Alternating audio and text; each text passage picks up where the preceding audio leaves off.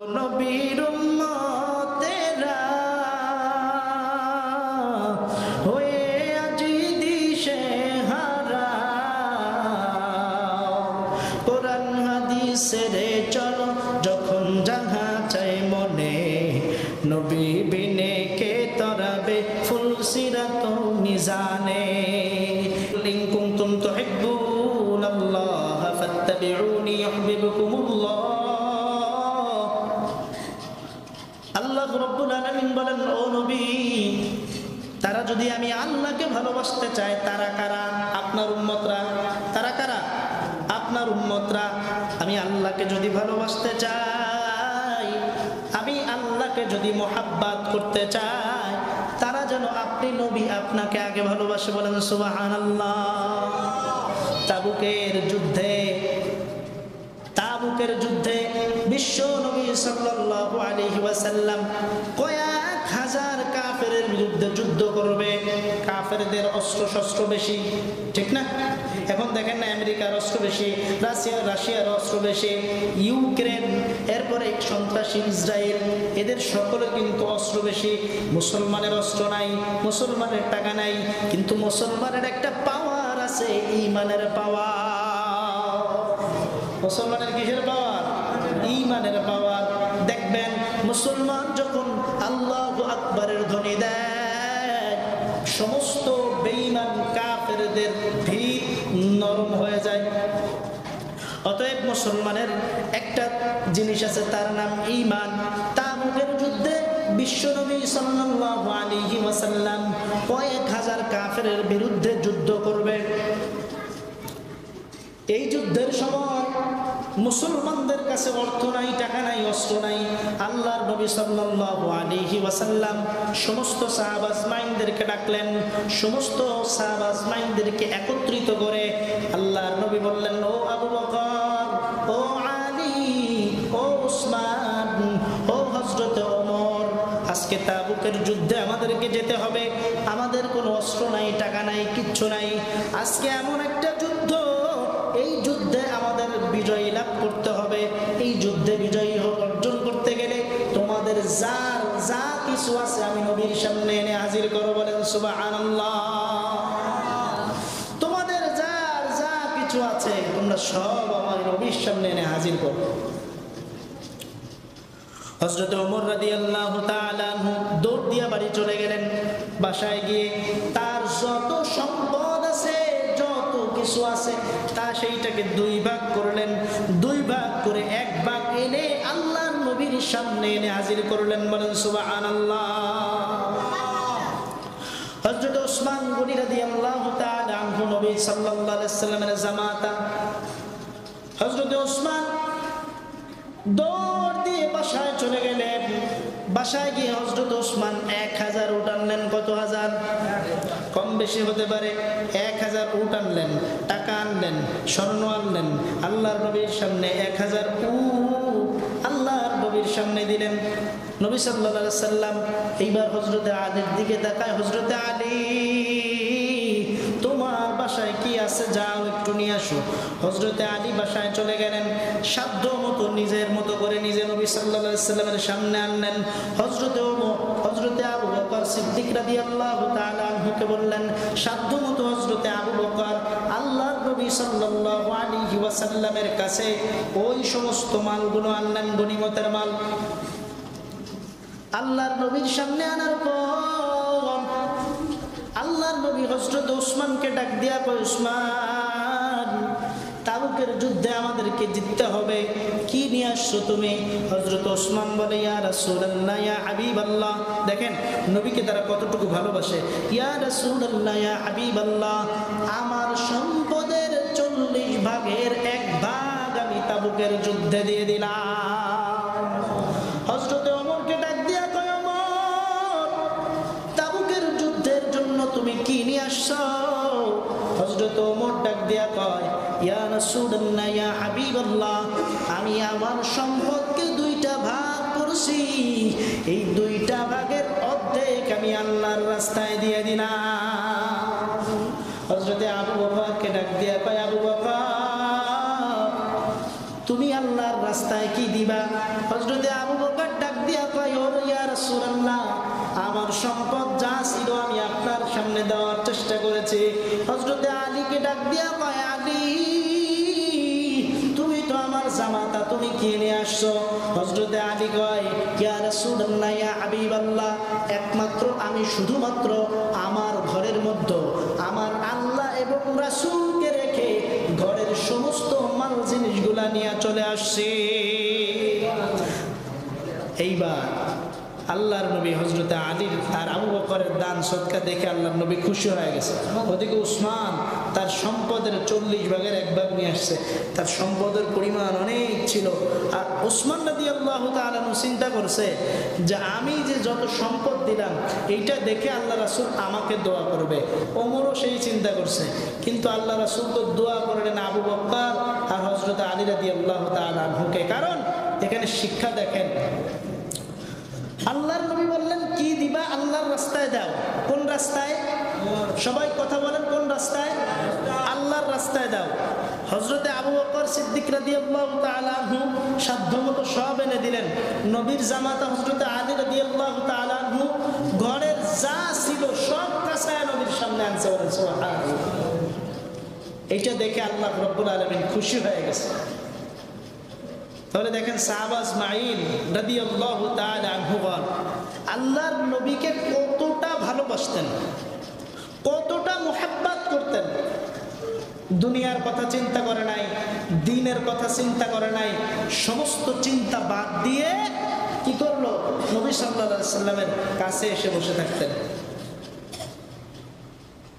তারা নবী সাল্লাল্লাহু আলাইহি সাল্লামকে এত মুহাব্বত আর এত ভালোবাসতেন। আমাদের অবস্থা কি বলেন? আমাদের অবস্থা কি? নবী সাল্লাল্লাহু আলাইহি সাল্লাম সেই জন্মলগ্ন থেকে শুরু করে এই উম্মতের জন্য দোয়া করছে। কোন উম্মতের জন্য? এই উম্মতের জন্য। অন্য নবীর উম্মতেরা আগে জান্নাতে যাবে না, অন্য কোন নবীর উম্মতেরা আগে জান্নাতে যাবে না যতক্ষণ না পর্যন্ত বিশ্ব নবী জনাবে মুহাম্মদুর রাসূলুল্লাহ সাল্লাল্লাহু আলাইহি ওয়াসাল্লামের উম্মতেরা জান্নাতে প্রবেশ করবে। সুবহানাল্লাহ বলা যাবে না? সুবহানাল্লাহ বলতে কষ্ট হয়, লজ্জা লাগে, মুখ খুলতে গিয়ে লজ্জা লাগে।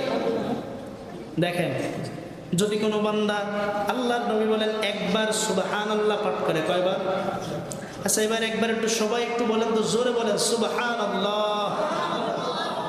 এই যে একবার সুবহানাল্লাহ পাঠ করলেন, আল্লাহর নবী বলেন জান্নাতের মধ্যে এমন একটা গাছ আল্লাহ তাআলা তৈরি করে দেন, যেই গাছটা এত বড় হয়, এত বড় হয়, এত বড় হয়, আরবের সবচেয়ে দ্রুতগামী ঘোড়া। কেন ঘোড়ার উদাহরণ দিলেন?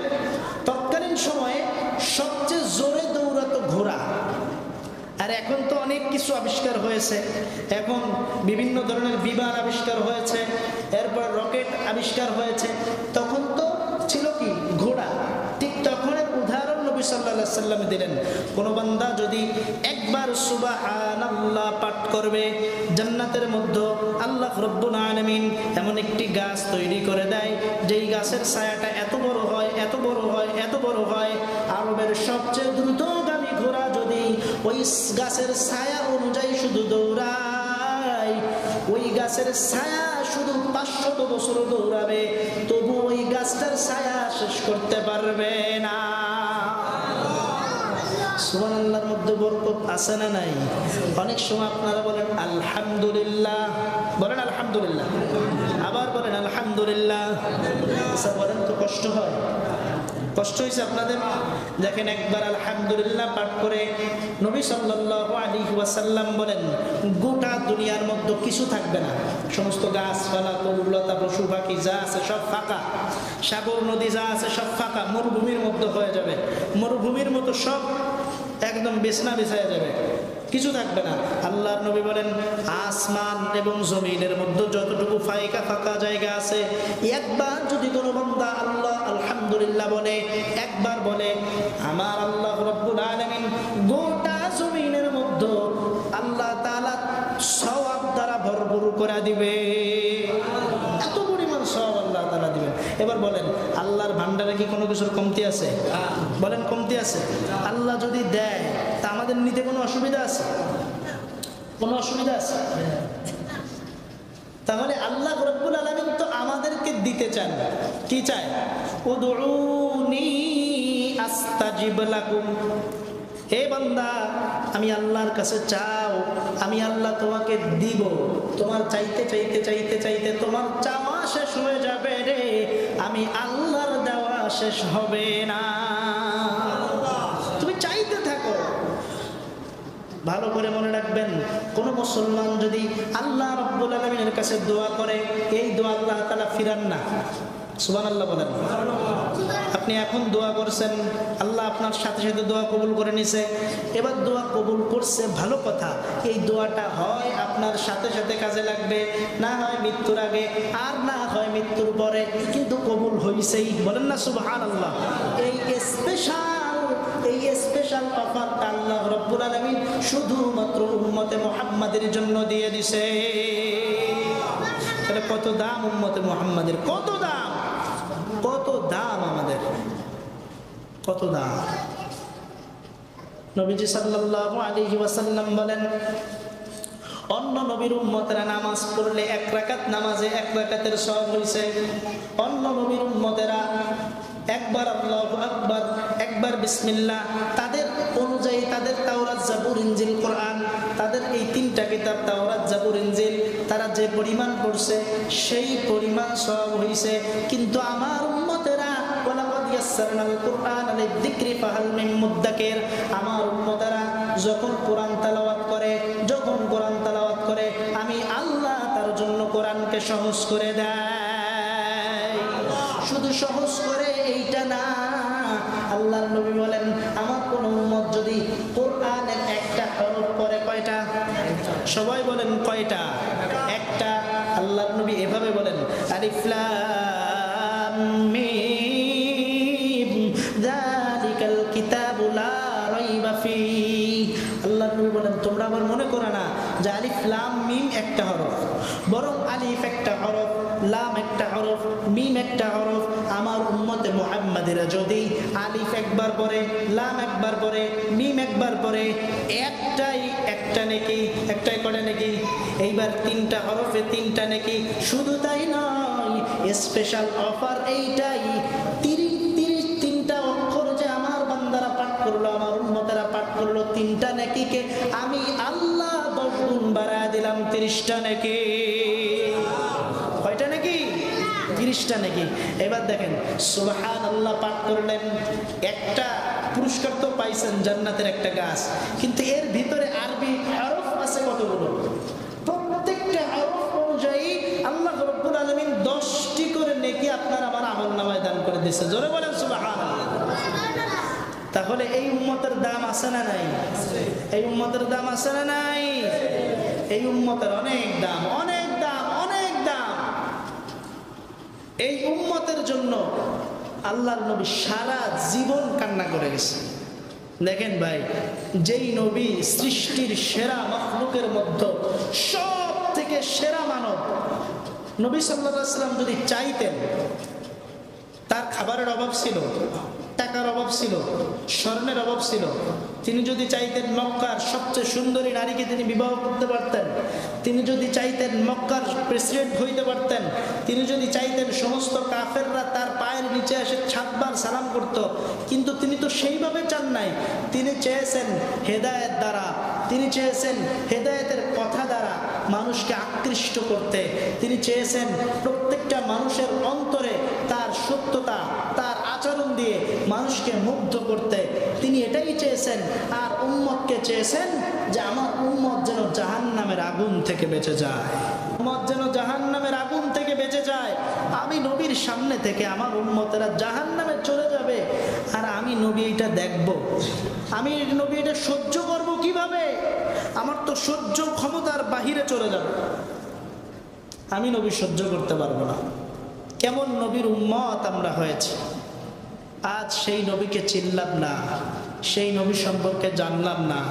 এমন অনেক মানুষ আছে, যদি নবী সাল্লাল্লাহু আলাইহি সাল্লাম বলা হয়, নবীজির পিতার নাম কি, নবীজির মায়ের নাম কি, নবীজির স্ত্রীদের নাম কি, নবী সাল্লাল্লাহু আলাইহি সাল্লাম কোন খাবার খাইতে ভালোবাসতেন, কিভাবে চলতেন, দৈনন্দিন জীবনের কাজ কি, আমরা 89% মানুষ হয়তো বলতে পারবো না। পারবো না বলতে, স্বাভাবিক। নবীজি সাল্লাল্লাহু আলাইহি সাল্লাম এই উম্মতের জন্যই আল্লাহর নবী দোয়া করছেন যে আমার উম্মতরা আমার সামনে থেকে জাহান্নামে চলে যাবে আর আমি নবী এটা সহ্য করব, অসম্ভব, আমি নবী সহ্য করতে পারবো না, আমার সহ্য ক্ষমতার বাইরে। দেখেন কিয়ামতের ময়দানে কঠিন মুসিবতের সময় যখন আল্লাহ রাব্বুল আলামিন হিসাব নিকাশ নেবেন, কি করবেন? হিসাব নেবেন। দেখেন কেমন নবীর উম্মত আমরা হতে পেরেছি। দেখে যেদিন সমস্ত মানুষদেরকে হিসাব নিকাশ করা হবে সেই দিন জমিনটা হয়ে যাবে তামার মতো। তামা কেন নবী বললেন? যদি একটা লোহা আপনি নেন, লোহার এক মাথায় যদি গরম করেন আর এক মাথায় গরম হতে সময় লাগে, লাগে কি লাগে না? কিন্তু তামা এমন একটা জিনিস, এক মাথায় যদি আগুন দেন অন্য মাথায় সাথে সাথে ধরে যায়। কারেন্টের তারের মধ্যে কি দেয়? তামা দেয় না? কেন দেয়? এই তামা ওইখান থেকে লাইন দেয়, সেকেন্ডের মধ্যে, মুহূর্তের মধ্যে কারেন্ট চলে আসে।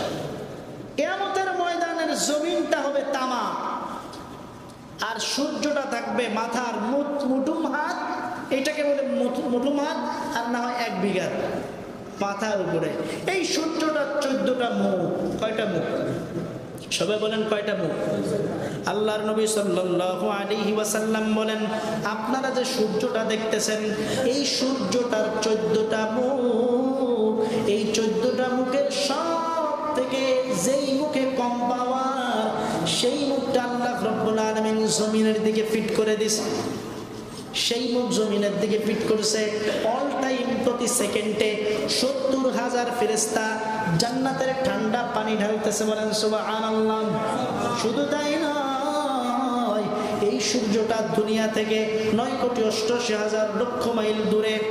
এই সূর্যের আলোটা পৃথিবীতে পড়তে 8 মিনিট 20 সেকেন্ড সময় লাগে।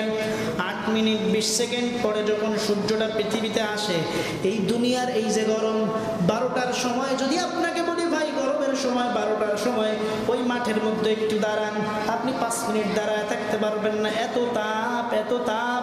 সূর্যের আলো যখন পিজ আছে না আমাদের পিজের উপরে বলে, দেখবেন পিজগুলা গলে গলে পড়তেছে, এত গরম। কোন সূর্য? যেই সূর্যটার 40টা মুখ, সব থেকে কম তাপওয়ালা মুখটা আল্লাহ রাব্বুল আলামিন জমিনের দিকে দিয়ে রাখছেন। তারপরেও জান্নাতের ঠান্ডা পানি অনবরত 70,000 ফেরেশতা ঢালতেছে।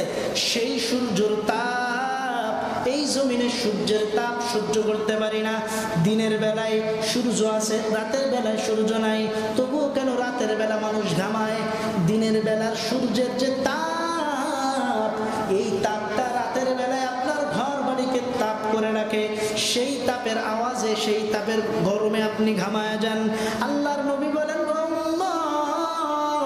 কিয়ামতের ময়দানে সূর্য যখন থাকবে মাথার 1 বিঘা উপরে, 1 হাত উপরে, মানুষগুলো দাঁড়ায় থাকবে। মানুষের মাথার মগজগুলো টকবক টকবক করে ফেটে যাবে, ঘিলুগুলা বের হয়ে যাবে, জিহ্বাটা কুকুরের ন্যায় রাস্তায় ঝুলতে থাকবে। মানুষগুলা পানি পানি পানি করতে থাকবে। যারা দুনিয়াতে আল্লাহর হুকুম মানে নাই, নবীর তরিকায় চলে নাই, নবীকে ভালোবেসে নবীর সুন্নাহ অনুযায়ী চলে নাই, এই সমস্ত ব্যক্তিদের জিহ্বাটা কুকুরের মতো ঝুলতে থাকবে।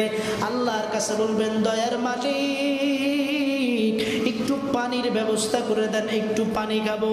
আল্লাহ তাআলা বলবেন, ও ফেরেশতা, এদেরকে কোনো পানি দেওয়া হবে না। ওদের শরীরের রক্ত পুজ যা কিছু আছে একটা গ্লাসের মধ্যে ভরে ওদেরকে খেতে দাও। গরম রক্ত পুজগুলা খেতে দেওয়া হবে। খাওয়ার সঙ্গে সঙ্গে পেছনের রাস্তা থেকে নারী ভুঁড়িগুলো সব বের হয়ে পড়বে। হায় রে গরম, হায় রে গরম, পানি নাই, পানি নাই। এভাবে হিসাব নিকাশ নেওয়ার আগ পর্যন্ত আযাব চলতে থাকবে। আর একদল মানুষদেরকে আল্লাহ রাব্বুল আলামিন বলবেন, এ বান্দা, দুনিয়াতে আমি আল্লাহর ইবাদত করার জন্য, আমি আল্লাহর শুকরিয়া আদায় করার জন্য, ওরে কত রাতের বেলা তুমি ঘুমাইতে পারো নাই, কত রাতের বেলা সজাগ রয়েছো, খানা খাইতে পারো নাই, তাহাজ্জুদের মুসল্লায় কান্না করছো, ফজরের সময় ঠান্ডা পানি দ্বারা ওযু করে মসজিদে গেছো। এ বান্দা, আজকে তোমাদের কোনো দুঃখ নাই, কোনো কষ্ট নাই। আমি আল্লাহ তোমাদের জন্য রহমতের আমি আল্লাহর আরশে আজিমকে ফাঁকা করে দিয়েছি। আমি আল্লাহর আরশে আজিমের নিচে ছায়া, এই ছায়ার নিচে বসা। আমি আল্লাহ তোমাদেরকে হাউজে কাউসারের পানি আমার মায়ার নবী দ্বারা পান করাবো। কেমন মায়ার নবী পেয়েছেন। এইবার কিছু উম্মত জাহান্নামের আসামি হয়েছে না? কিছু উম্মত থাকবে না? সমস্ত পয়গম্বরেরা ইয়া নাফসি ইয়া নাফসি দূর দূর দূর দূর করে তাড়ায় দিবে। আদম নবীর কাছে সমস্ত উম্মতেরা যাবে। আদম নবী বলবেন আমি পারবো না, চলে যাও। মূসা নবী বলবেন আমি পারবো না, চলে যাও। ইব্রাহিম নবী বলবেন আমি পারবো না, চলে যাও। ঈসা নবী বলবেন আমি পারবো না, কারণ আল্লাহর সামনে কথা বলার মতো ক্ষমতা আমার নাই। ও উম্মতেরা, দুনিয়ার কোন নবী রাসূলগণ পারবে না, একজন পারবে, তিনি হলেন আখিরি জামানার পয়গম্বর মুহাম্মদুর রাসূলুল্লাহ সাল্লাল্লাহু আলাইহি ওয়াসাল্লাম। বলেন না সুবহানাল্লাহ। সমস্ত উম্মতেরা যে দেখবেন মাকামে মাহমুদের মধ্যে নবী আমার সিজদায় পড়ে কান্না করতেছে, ইয়া উম্মতি ইয়া উম্মতি। আল্লাহ আমার উম্মতের কি উপায় হবে, কি উপায় হবে, আমার উম্মতদেরকে আপনি বাঁচান। আল্লাহ রব্বুল আলামিন আল্লাহর নবীকে উঠানোর জন্য জিব্রাইলকে বলবেন, জিব্রাইল আমার মায়ের নবীকে সিজদা থেকে উঠাও।